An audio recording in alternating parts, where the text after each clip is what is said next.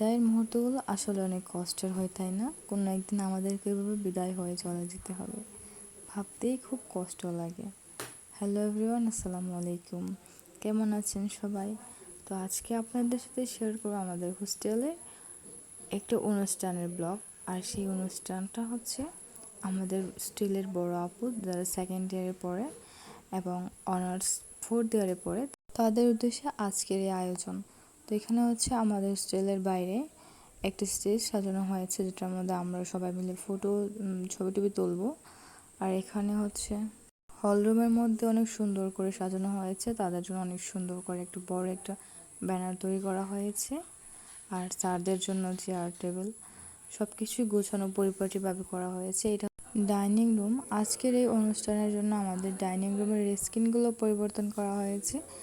তো দেখতে দেখতেই সন্ধ্যা নেমে পড়লো, আর আমরা সবাই সুন্দরী মানুষগুলো সবাই সেজেগুজে নিচে নেমে পড়লাম। আর হচ্ছে আমাদের হোস্টেলটা কত সুন্দর করে সাজিয়েছে দেখুন। দিনের বেলা তো বোঝা যায় না, রাত্রেবেলা সব লাইট অন করা হয়েছে, যার জন্য বোঝা যাচ্ছে। আর হোস্টেলে এত পরিমাণে সুন্দর হয়েছিল কি বলবো।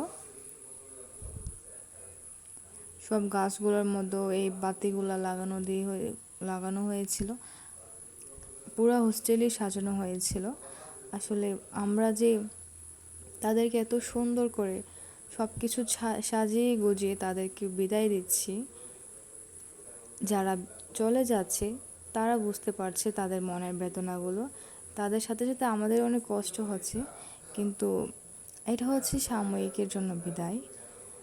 তাদের এই বিদায় দেওয়ার উদ্দেশ্য হচ্ছে তারা যেন আরও উন্নত লেভেলে, উচ্চ লেভেলে যেতে পারে, যার জন্য আমরা এত খুশি হয়ে তাদেরকে বিদায় দিচ্ছি, মন থেকে দোয়া করে দিচ্ছি তারা যেন আরও উন্নত হতে পারে লাইফে। তো দেখতে দেখতে হচ্ছে আমাদের রাতের খাবার। রাতে মেনুতে ছিল চাইনিজ সবজি, চিংড়ি, গরুর মাংস। এগুলো অনেক মজা করে খেয়েছি। তারপরে আবার নিচে এসেছি, নিচে আমরা সবাই মিলে ডান্স করব।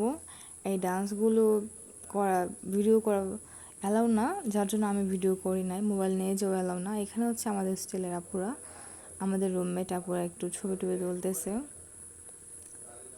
আমার ভিডিওগুলো যদি ভালো লেগে থাকে তাহলে অবশ্যই লাইক, কমেন্ট এবং সাবস্ক্রাইব করে দেবেন।